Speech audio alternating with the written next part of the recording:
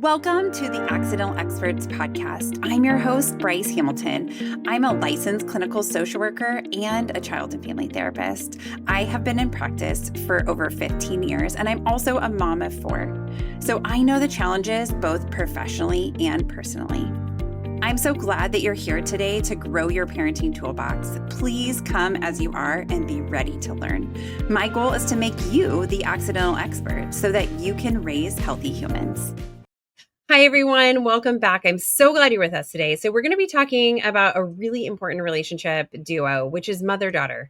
We have an expert who's been studying for her entire career on the mother-daughter duo and the importance of that relationship, why there's challenges, what solutions we can have, and how to avoid those challenges. Her name is Rosjke Hasseldine, and she is going to break down the things that she's learned in her research to help us do mother-daughter relationships to the best of our ability. With that, let's get to Rosjke. Thank you so much for inviting me. I'm looking forward to it. Let's get into it. Yes. Okay. So we're talking about the mother-daughter relationship, which as women, we had mothers. So yes, exactly. This is near and dear to our hearts. And I think to so many moms, because as we were getting ready for this conversation, we mentioned that so often this population or this dynamic, this duo, is often just not talked about. No. It does not get a lot of press time. Not a lot of press time, not talked about. And as we were talking about, there's no training. There wasn't any training when I did my degree 30 years ago, and still not, even though I've been banging on doors for the last 15 years. So that's massively frustrating for me. Yeah. There's a real resistance to within the mental health profession to really actually see that this, if you work with women, you need this training because they are all their mother's daughter, and who we are as women, we learn about what it means to be female from our mother, also from our society, from our fathers, from everybody else, but our mother is our closest female. So, yeah.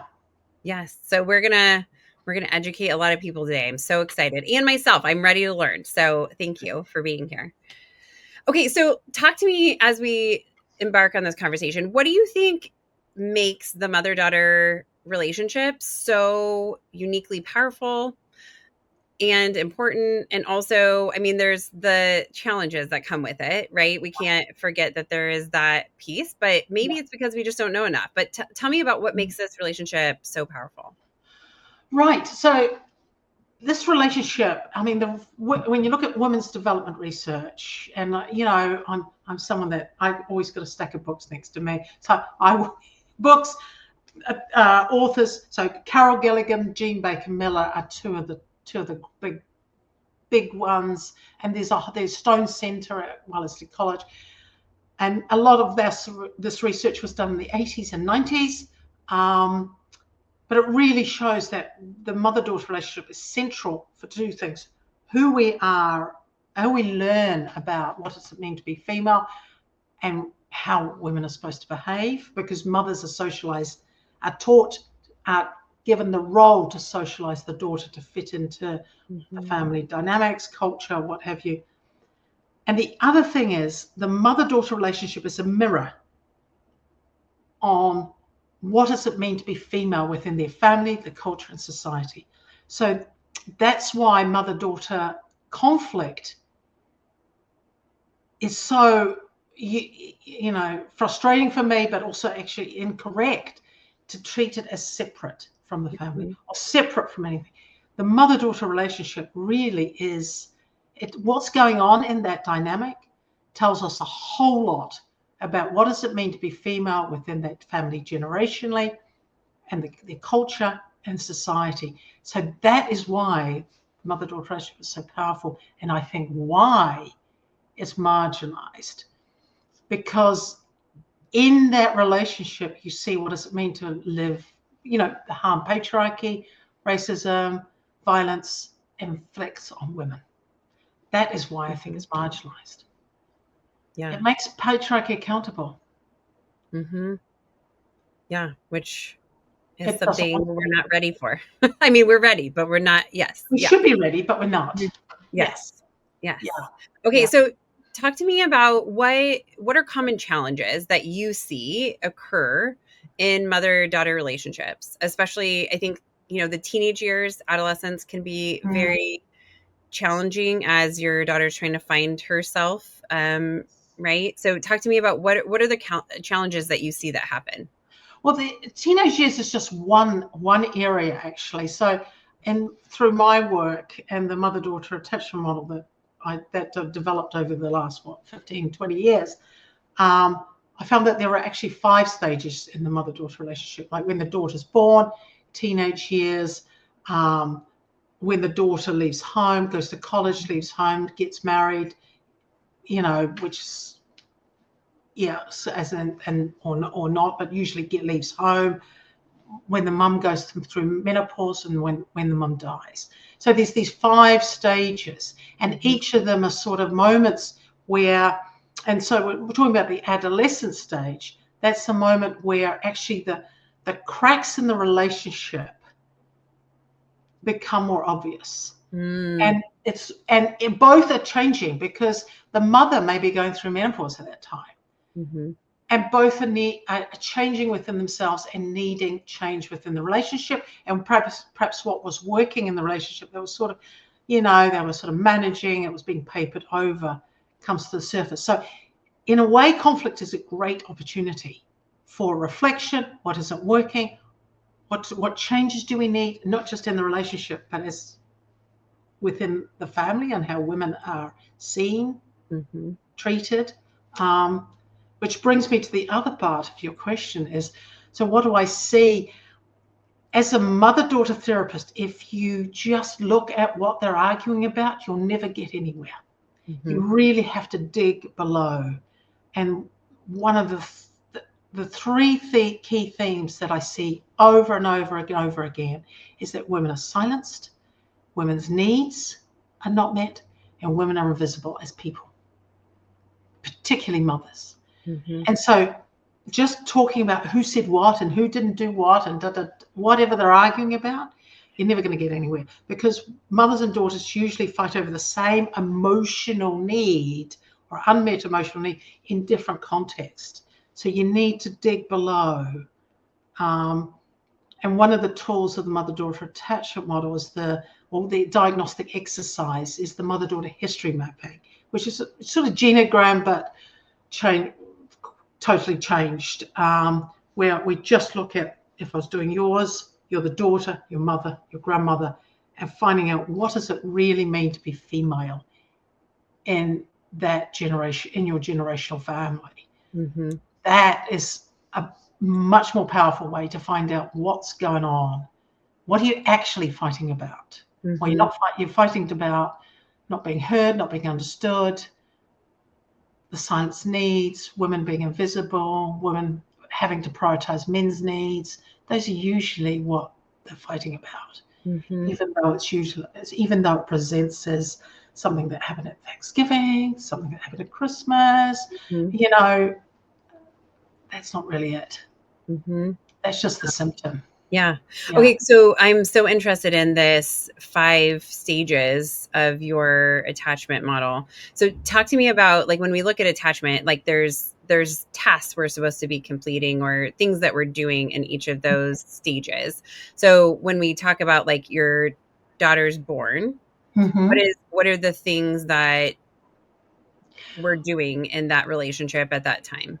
Well, when the daughter's born, that's a biggie, actually. And in terms of mothers and daughters coming for therapy, that's often probably one of the highest times where they seek a therapist, because when a daughter is born, and interesting, this year I've had I'm about to have a granddaughter, and I've already got one granddaughter. So it's so interesting.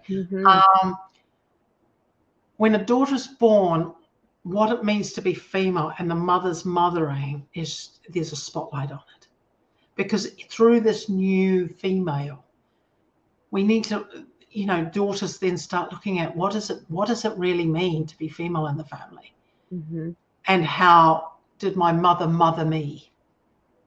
because this has been the third female.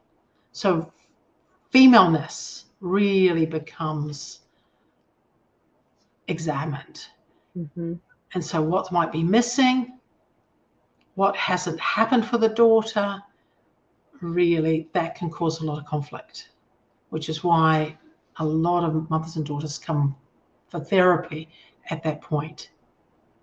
So you're saying the mom that just gave birth plus their mom. Yes. Okay. Plus, having children is having a baby is a high need time. Sure. So again, how my needs are being met is again under the spotlight.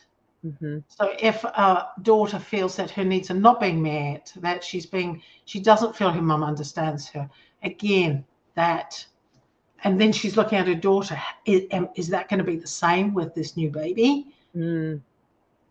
So yeah, that's usually what motivates mothers and daughters to come in at that point. Yeah. So then let's go. So you said the next stage is adolescence. The daughter is in adolescence. So you have the mom and the daughter. So like, what you mentioned that's like a time where the cracks get shown, right? Like they just amplify a little bit more. So whatever hasn't been resolved from. Well, actually, Carol Gilligan's work on women's development, Meeting at the Crossroads is one of her books. If you just put in Carol Gilligan into Amazon, you'll see all her books. Meeting at the Crossroads is one of the really good ones to read. And actually, I would suggest adolescent girls read it themselves. Because what she talks about is that about 12 or 13 girls hit the wall of patriarchy, i.e.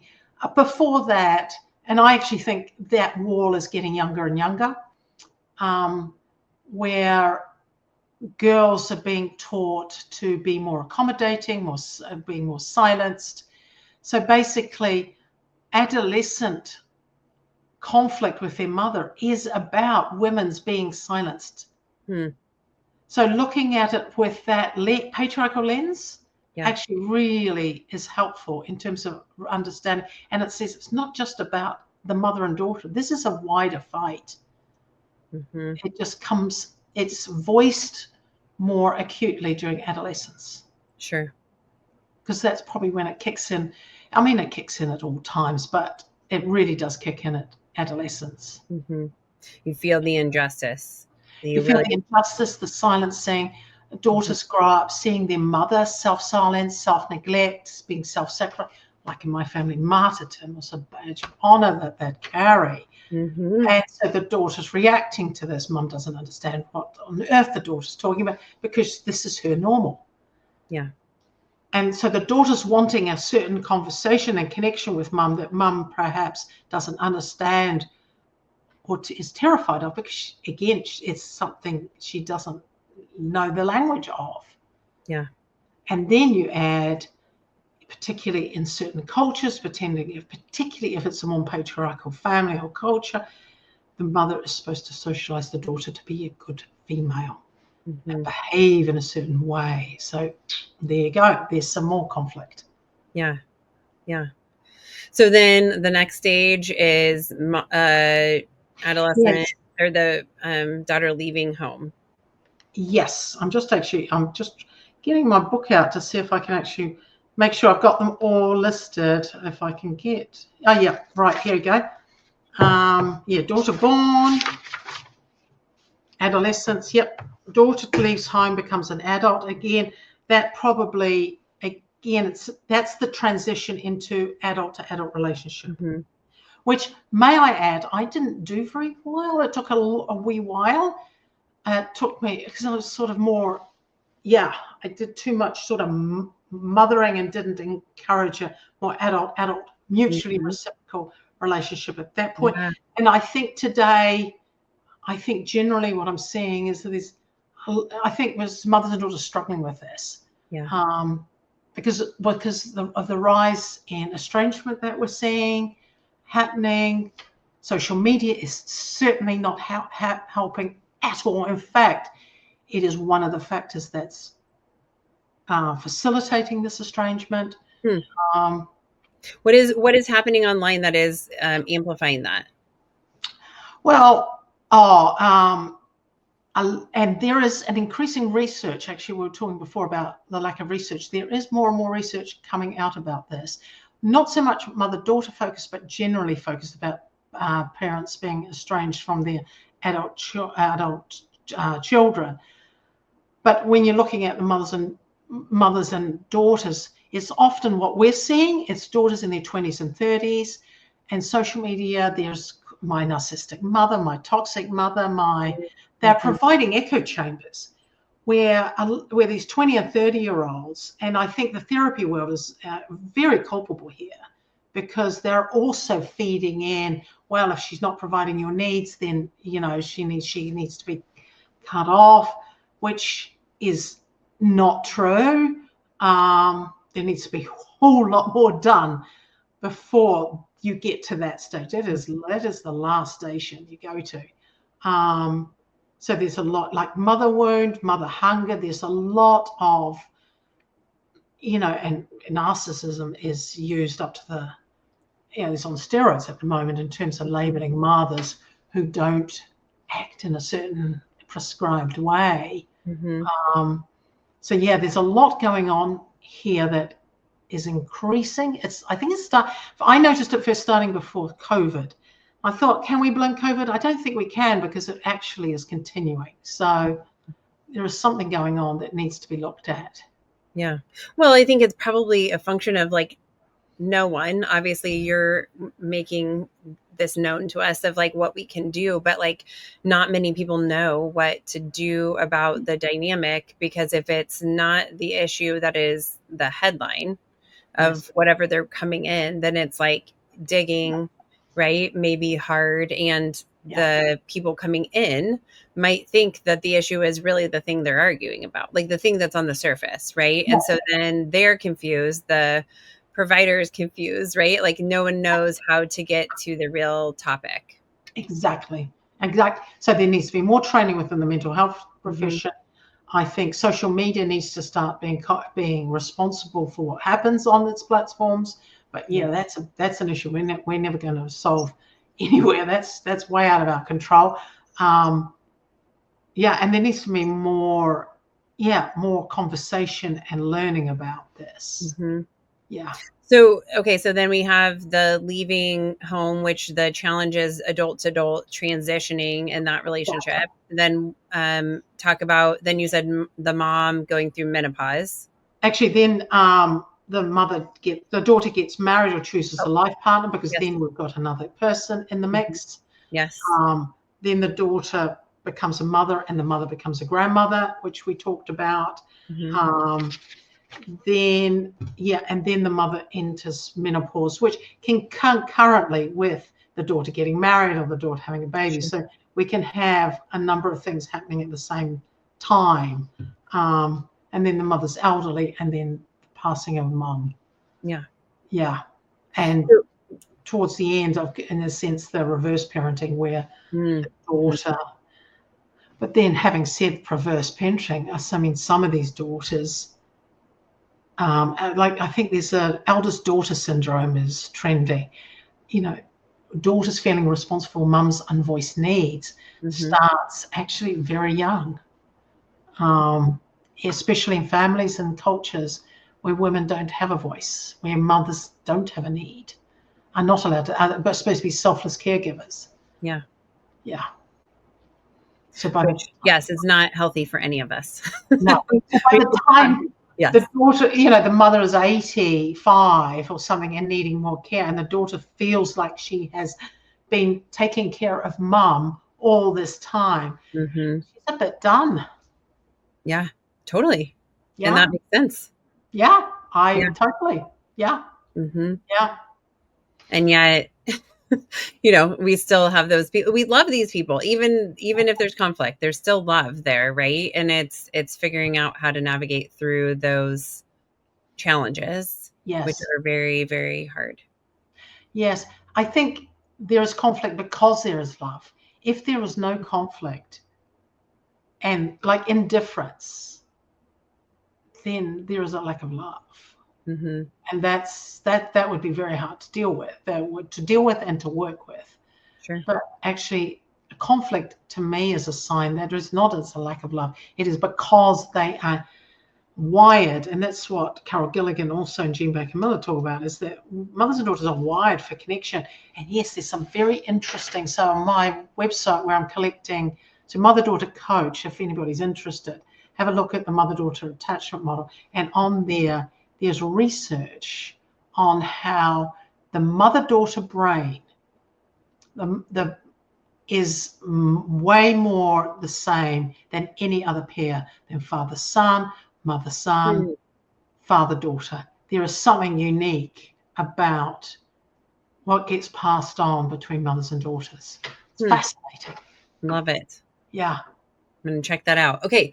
So what do you think? Are there generational, we kind of maybe suggested this, that there's generational patterns that happen Absolutely. within relationships, unspoken things, gender roles, whatever, like all these things. Can you talk to us about what you see in this area and why it can cause challenges? Problems. Yes. So if I was working with you and your mum, I'd really want to find out also what happened between your mum and your grandmother. Mm-hmm. Just looking at you, that you and your mum or you and your daughter would actually just give me a tiny snapshot. I need to know also what's been going on before. Mm-hmm. Because what happened before will influence what will happen in the next generation. And in this in the mother-daughter history mapping exercise that I do, and I teach my students, you see themes, you see the impact of violence and how that happens generation after generation.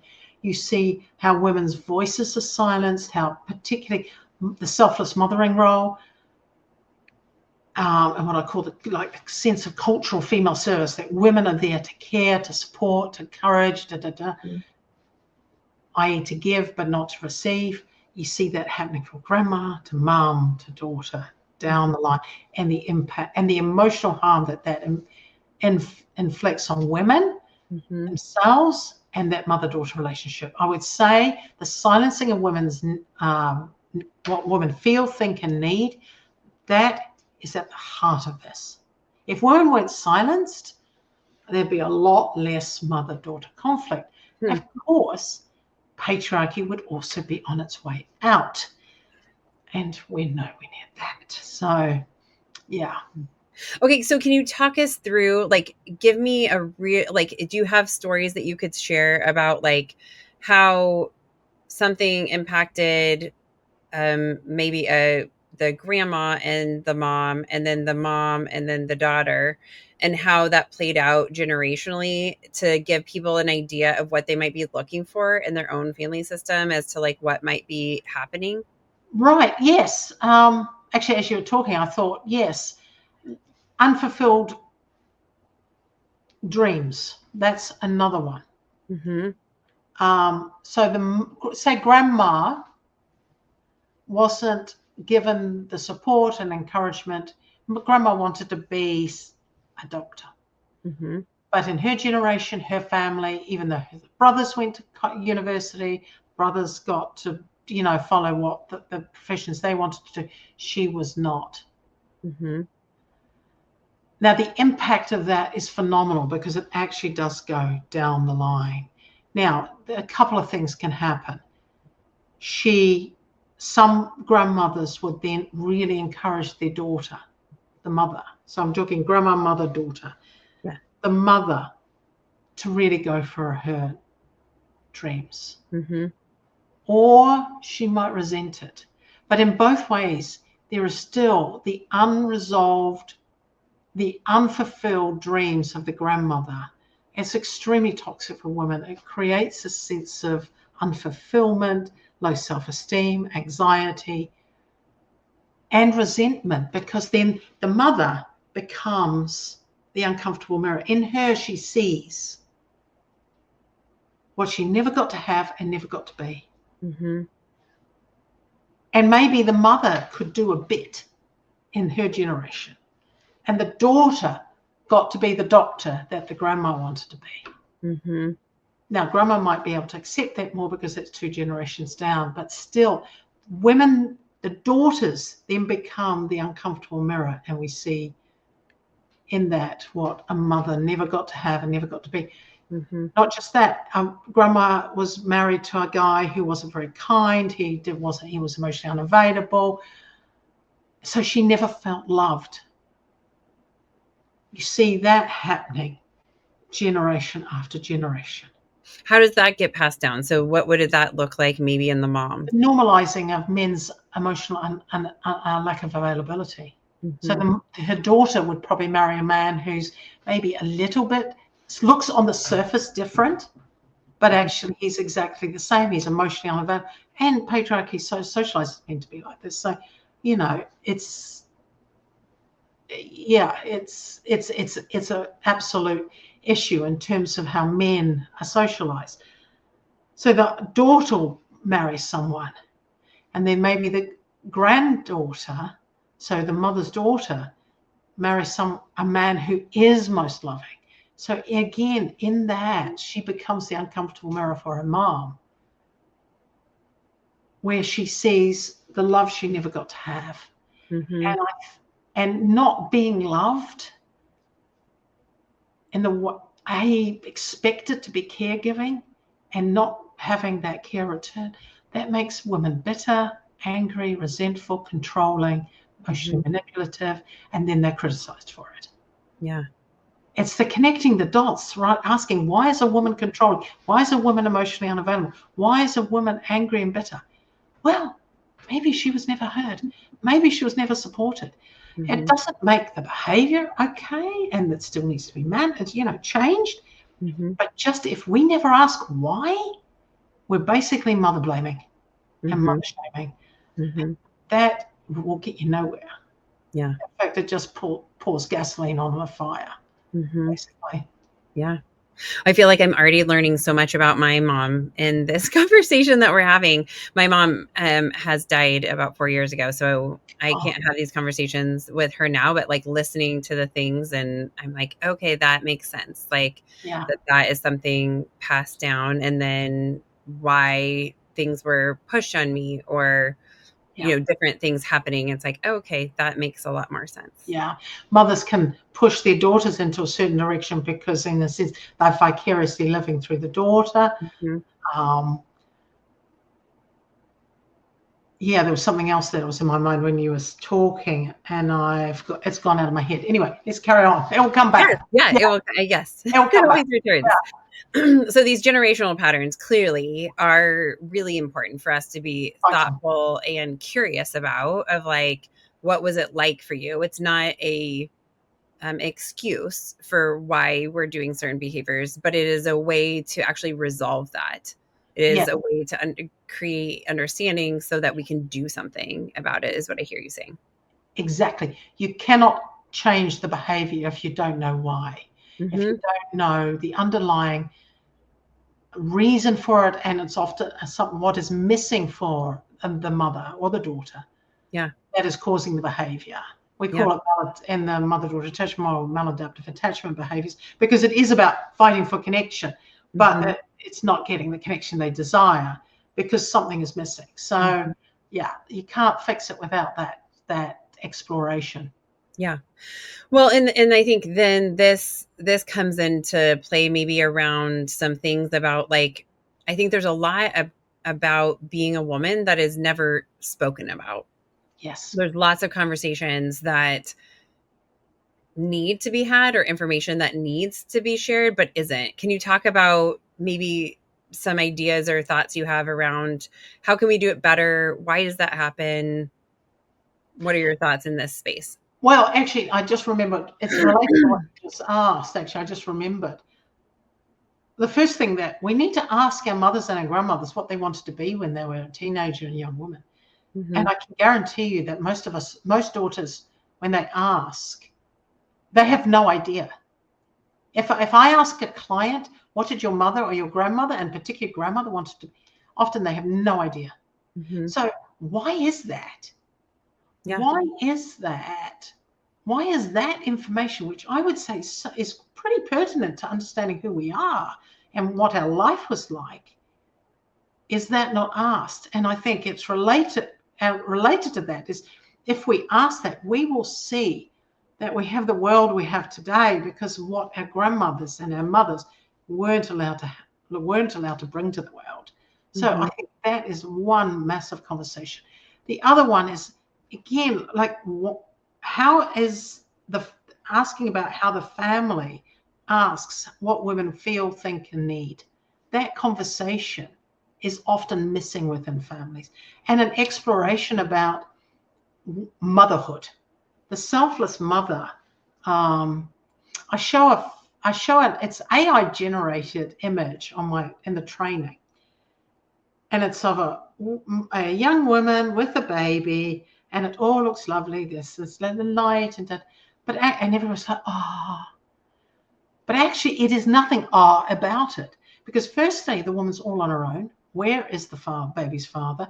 Where is the rest of the family? Don't we say it takes a village? Well, the village is not there. The house is the room is perfectly appointed. I don't know. When I had my kids, my house was not perfectly clean and tidy. So again, that and she's perfectly grown. So that expectation of how mothers are supposed to present, which is completely off. And where's the conversation about what do mothers need, and who's the mother as a person? That mothers are not seen as just caregivers. They are people first.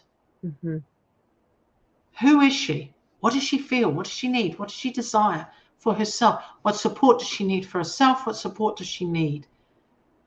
We really need to challenge the conversation that women are just endless givers, endless caregivers, because that's doing a ton of harm, not only to mothers and daughters, but to women generally, and women's visibility and rights within the world. Yeah. Well, and I think even in my own life, like I feel like I was raised by a mom who did all the things, like had all together perfect, right? I knew it wasn't perfect, but on the outside it looked exactly perfect. Like Martha Stewart, like she could cook, she had a great tablescape, she had the house immaculate, and I was always like, that seems exhausting. Like, why are you doing all of this? Like, you didn't get all those things out, or like no one expects this from you, right? And she continued that, and I think I reduced that, but I still like to entertain people, which I think is perfectly fine. Excuse me, but I think it's that pressure to have it perfect, but then also, like I laugh thinking about like where my dad was at Thanksgiving. Right? Where was he? Exactly, not in the kitchen. Yeah, not helping. Yes. And so then it was like all the women in the kitchen, which, and so I think, those things passed along can be so confusing. So then it's, it makes it, I think it also confuses the males too, about like the husbands, the dads, the grandparents, like what are they also supposed to be doing? So like if they are believing this perspective of women giving endlessly, then and maybe they don't think it's right, but they're not sure what they're supposed to do, and then you don't want your partner to be upset with you because you said, can I help you? Or right, like it took me a long time to accept help. Actually, it was my mom dying that actually changed my mind of like, I have to do this. Like my mom died, and shortly after I had a baby, and then shortly after that I got cancer, and I was like, I'm gonna have to figure out how to get help. Like I can't do this. Like it can't just be me and my husband. Like there's not enough here, and we need more people. And that was the thing. But it wasn't until that I felt like I could actually ask for help, or that it wasn't inconveniencing people. Yes, exactly. Where have we been taught that actually asking for help is a sign of weakness, inconvenience people? Yet we have this, it takes a village, rhetoric, which actually is, I think, a massive gaslight to what actually is going on for women. I mean, we do need a village, but it's we do, but it's not money there.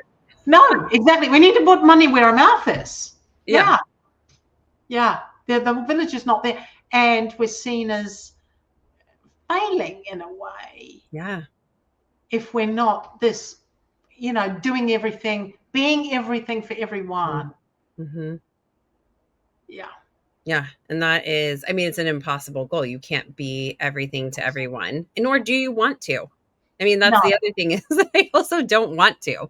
It's like, but it also learning how to prioritize yourself and taking care of your needs. I mean, it feels selfish, right? As a mom to. And that's the patriarchal language, though. It makes you feel selfish. You will get messages around you that you're being selfish, when in fact, actually, it's survival. Yeah. And human rights. Yes. Yes. Yeah. So, my husband's always been the person who's like, do things, go get a massage, go hang out with your girlfriends, do the stuff, right? He was raised in a different home than I was, obviously. And so but it was uncomfortable to even accept. And so it took me until now, right? Like in the last couple of years to be able to be like, actually, you know what? I do want to do that. Or I'm going to stay late at work and work on this thing for me. I'm going to do whatever for me and know that my kids are going to be totally fine and taken care of. It doesn't need to be me. Exactly. Yeah. That's how we change the norm, and in a sense, is change the gender roles which are pretty sexist and toxic. Yeah. And allow ourselves and the next generation of women to not feel that they have to sacrifice themselves all the time. Yeah. Something I've found that never made sense to me is like people would say, like, if you're a mom and you stay home with your kids, like you watch your own children, like you're just being a mom. But then if a dad's doing it, they're like babysitting. Oh, he's babysitting. Oh, yes. Oh, man. And I'm like, wait, hold on. I think that's just I think that's like your actual responsibility. Yeah. But it's hard. And then I think when we have all this cultural parts around this, and then we have the way we've learned to mom from our family system, and then we have our partner who is learning to parent from a different system and maybe something similar to the same societal norms, right, that we have now, saying this is what moms do, then it's hard to break out, and then you feel there's a lot of guilt and this is why we need each other. We need each other to support each other, so that while we, in a sense, because that blame and guilt, that's toxic. That's toxic guilt. It's not real guilt. You have not done nothing wrong. You're actually doing something right. But what you've done wrong is you're changing the norm. You're challenging the patriarchal expectation. Yeah, there's a book, Fed Up, and I can't remember the author. I think it's Emma somebody, but it's called Fed Up. This is exactly what we're talking about. Fathers babysat, and how fed up women are. I think it came from a Atlantic magazine article that she wrote, and turned that into a book. But yeah, it's and another book, Bell Hooks, The Will to Change, I think is a really good book for women, but actually for men, fathers to read, because it really, I think she's one of the best authors that really shows the harm that patriarchy inflicts on men in terms of emotionally unavailable, not seeing what's in front of their face, in terms of that this partner or wife is drowning in too much to do, too much responsibility. Yeah. Well, and I think, as a woman who has 2 sons and 2 daughters, like I want to do it right for the next generation. Like I want my kids to value themselves, value each other, right? See the balance, and I don't want them to struggle with the things that, looking at our family system that we have. So how do you raise boys to not just respect women, but to not have this patriarchal thinking? Like, what can we do? What advice do you have on that? Well, firstly, to sort of to comment on, I want to do it right, and I did. That was why I started on this journey, because of when my daughter was born. which was quite a few years ago. But we do it right by actually doing it right for us. It's not do what I say, it's do what I do. So if a daughter and a son sees us, on the floor, exhausted, neglecting ourselves, that's what they're learning is okay. So doing it right for us and taking ourselves seriously and setting our boundaries, that's probably the first step. And in terms of sons, make them clean the toilet, make them do the dishes, make them do exactly what the daughters do. I mean, how many clients fuming in sessions about how their brothers were scot-free and no, sons are not. Sons have to turn up for the caregiving just as much as daughters. Yeah. Well, and the kids want them to. I mean, your partner wants you to. I mean, and like I think dads also want to be involved in their kids' lives. It's just what's their role, right? And they don't want to. I've heard dads say like, I don't want to step on my wife's toes, or like that's like her thing, or like like and it's it's her like. thing.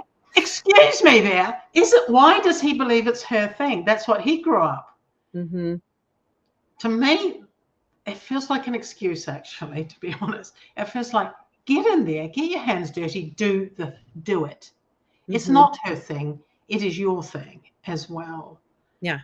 Well, and chances are if my husband shows up to do something that I normally do, I mean, he makes a lot of dinners at our house. I'm very like, we're balanced in a lot of ways. So I think, thinking about him making dinner, like that makes me feel happy. Like I feel good about that. It's like good to be a team and dividing the things, and there's some things I do like to do. So I say, I want to do this, just like he says, I want to do that. Yeah, washing, for example, is my thing because I like to do it.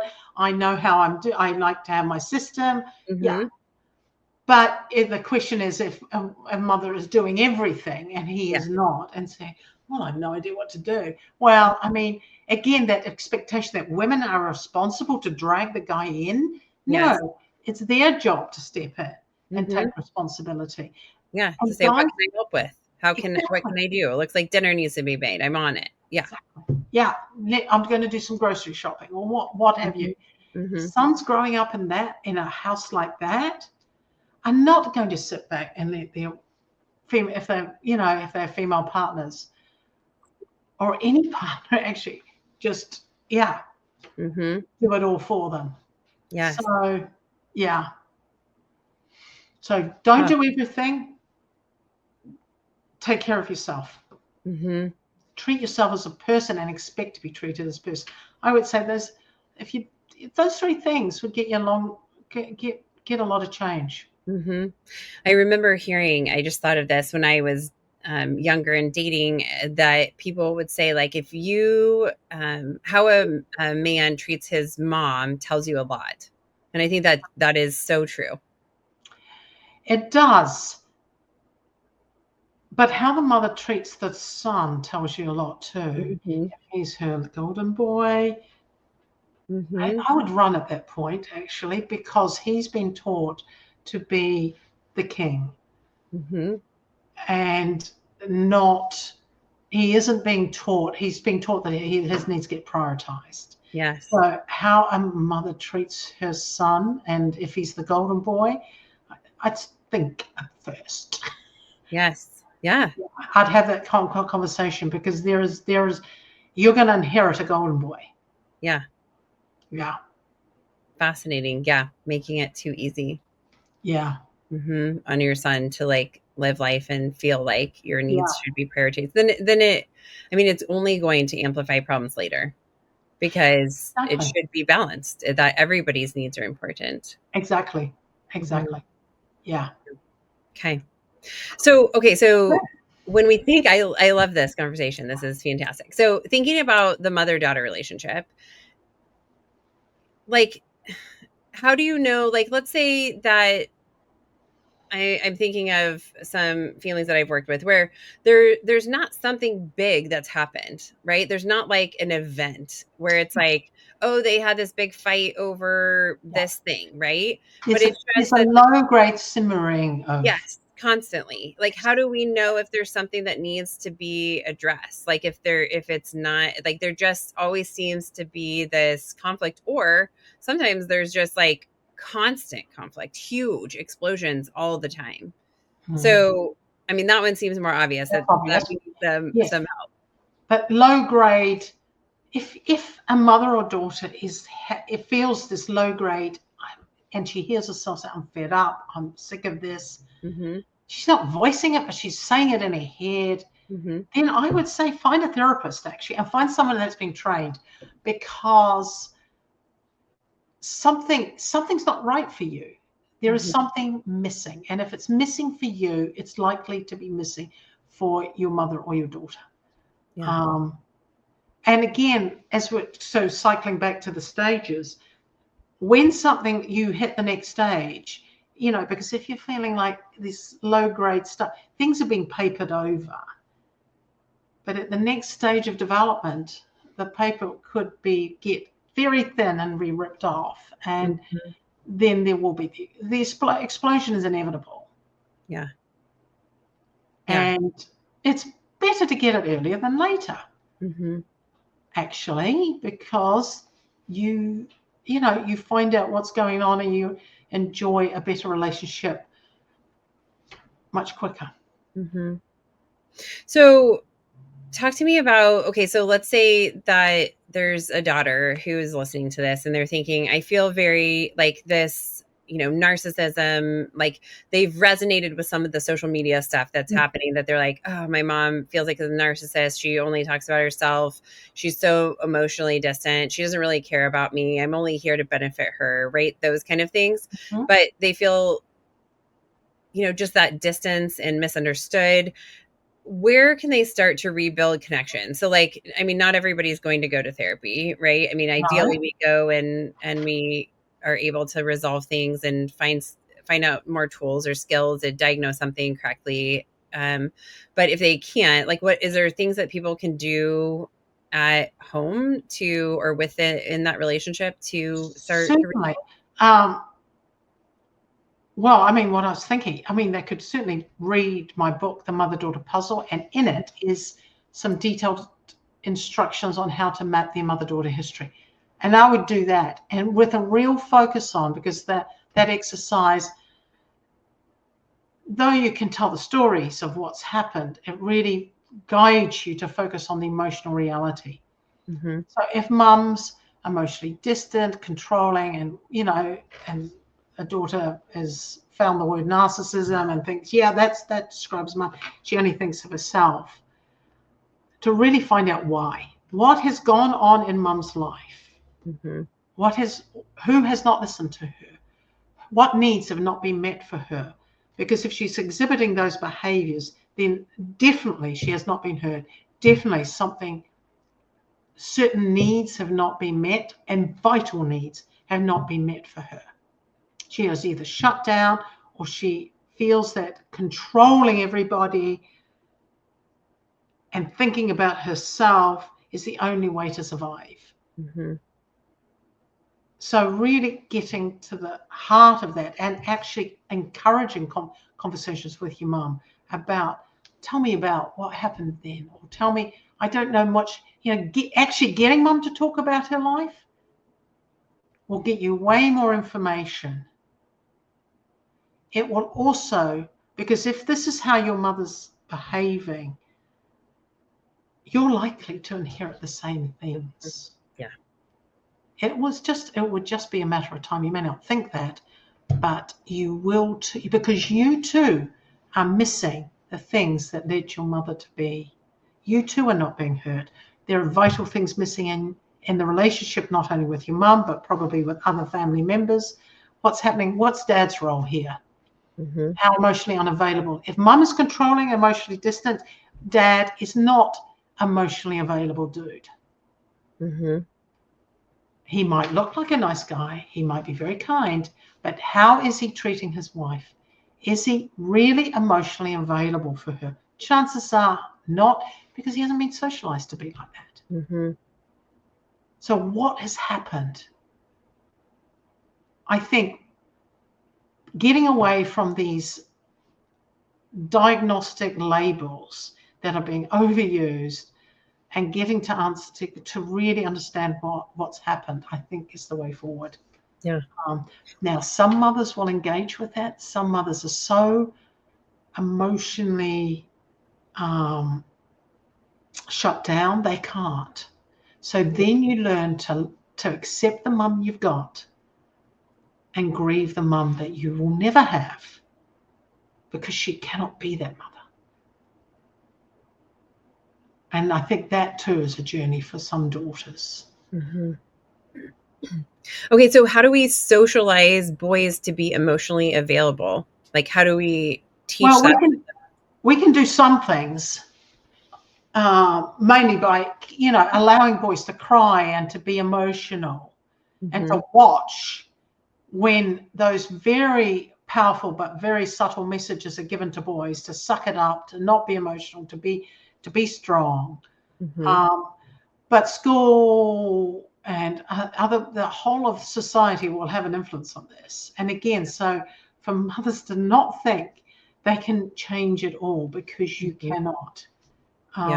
Your kids live in a world that influences them, that you have no influence over. So mm-hmm. you have a strong voice, but you're not the only voice in your child's life. Yeah, important to remember, because I think a lot of times moms own when their kids do things or treat people a certain way, that they're owning that part too. Yeah. Like, I failed. Yeah, somehow exactly. Mm-hmm. But that's hand in glove with mums are responsible for everything and everyone, and then blamed when it all goes wrong, no. And not celebrated when it goes right. Oh, exactly. It's just like normal, isn't it? Yes. Uh-huh. Yeah, that's just normal. Yeah.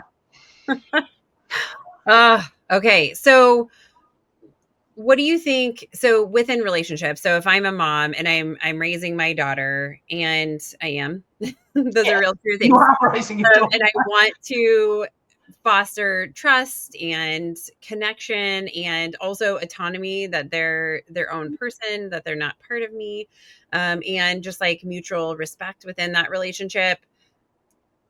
How do I do that? Like, what are the ways that I do that within our relationship? Well, I think actually listening to her, but also being honest yourself. Mm-hmm. For example, you can often, daughters say, I knew mum was upset. And I said, something wrong with you? No, I'm fine. Mm-hmm. Don't do that, because your daughter knows. She knows you better than you know yourself. She's been reading you from the start. So be honest. Yeah. What if the things we have to say are not good? They suck. Like, I am upset about something. How do I handle that? Well, again, age appropriate. Sure. But the daughter knows something sucks for you. Mm-hmm. So the daughter knows. So age appropriate, be honest in the way that she could understand it. Mm-hmm. Because then it gives her permission. You're giving her the language and the permission to say, actually, this sucks. This is awful. I am so furious. I am whatever. Mm-hmm. Yeah. And for fathers to do the same. Mm-hmm. Yes. For fathers to ask their partners, their wives, what's going on for them, to not just, ignore it. And the same with their daughters. Mm-hmm. Yes, to not just kind of skate over it, like to really ask and get a real answer as to how it's going. Yes. Mm-hmm. Yeah. Well, and I find that even for myself, like there are times where I'm overwhelmed and I don't know what I need.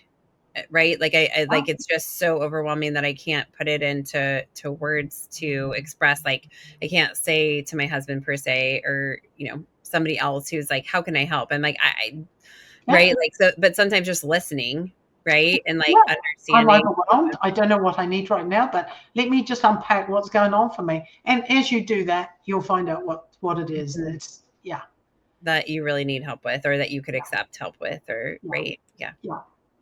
Okay, so what do you think? What are some things that you in your classes that you teach that you think are really important that we haven't covered yet to tell moms about their relationships with their daughters and also their relationships with their mothers? What haven't we covered? I think we covered most of it actually. Like watch mother blaming, and mother blaming messages that are so normalized. The selfless mother role really needs to be given a ceremonial burning. So watch how that's languaged, how that is, how women are not so subtly and sometimes very subtly pressured to fit into that role. Ask why generationally, what's happened. Yeah. This has been such a great I think we've covered a lot. Go us. Yes. Yes. I mean, I think this is just something that we need more conversation around. And I think even within women, within their communities, their friendships, being able to be honest about things, talking about real stuff, about how their families have been instead of, just grazing over being fine. Like, I hate the word fine. I mean, fine is just, we should take it out of our vocabulary. You're right. Yes. Women, that's why actually women's groups are so vital. Yes. And I'm in the process of creating an online training for that because I actually, in my bones believe in it, because we need to have other women witness. We need a witness.